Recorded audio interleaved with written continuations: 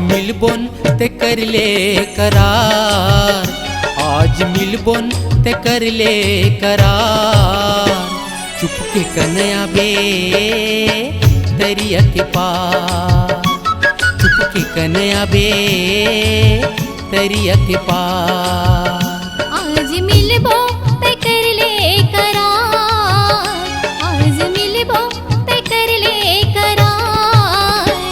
चुपके कन्या हूँ दरिया के पार, चुपके कन्या हूँ दरिया के पार। हे आरो कोनो झन पावे रूप झन चिन्हावे, आरो कोनो झन पावे रूप झन चिन्हावे। तैसे आबे होवत अंधिया,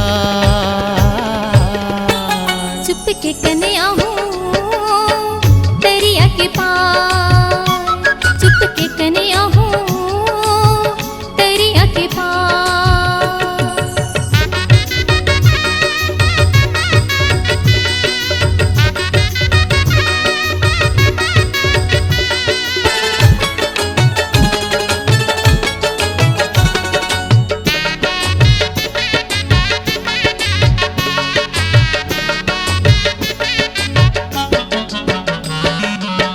गरुआ धरस जाही चिमनी हबर जाही, गाँव के मन खे मन घर में खुसर जाही।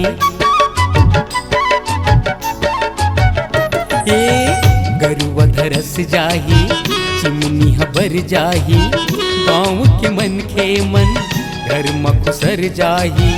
और कोनो झन काटे बाट कोनो झन ताके, और कोनो झन काटे बाट कोनो झन ताके। काट कूटी ल देवे चतुआ, चुपके कन्या हूँ दरिया के पार, चुपके कन्या हूँ दरिया के पार।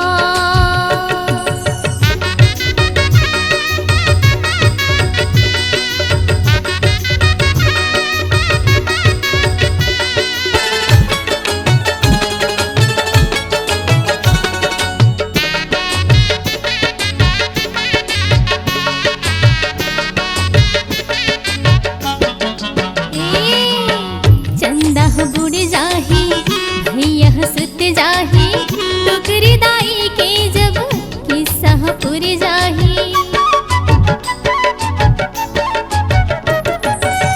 चंदा बुड़ जाही भैया सुत जाही, टोकरी दाई के जब किस्सा पुर जाही। दादा मोर झन खासे दाई मोर झन जागे, दादा मोर झन खासे दाई मोर झन जागे। आही रुगा को पुरला जा, चुपके कन्या हूँ दरिया के पार, चुपके कन्या हूँ दरिया के पार।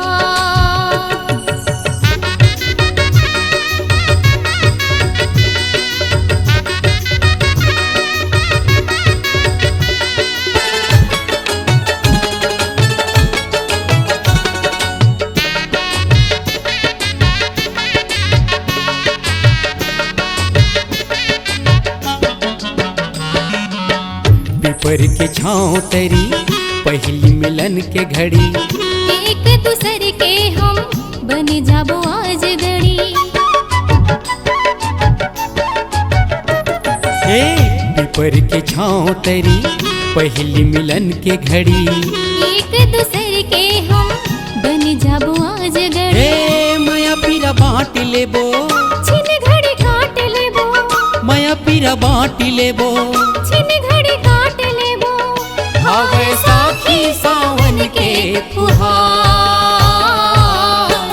चुपके कन्या हूँ दरिया के पार, चुपके कन्या हूँ दरिया के पार। आज मिलबोन ते कर ले करार, आज मिलबोन ते कर ले करार।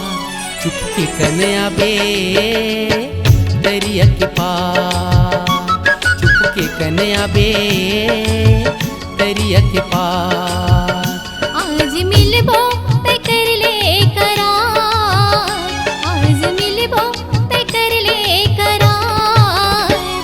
चुपके कन्या हूँ दरिया के पार, चुपके कन्या हूँ दरिया के पार। हे आरो कोनो झन पावे रूप झन चिन्हावे, आरो कोनो झन पावे रूप झन चिन्हावे, कैसे आबे होवत अंधिया।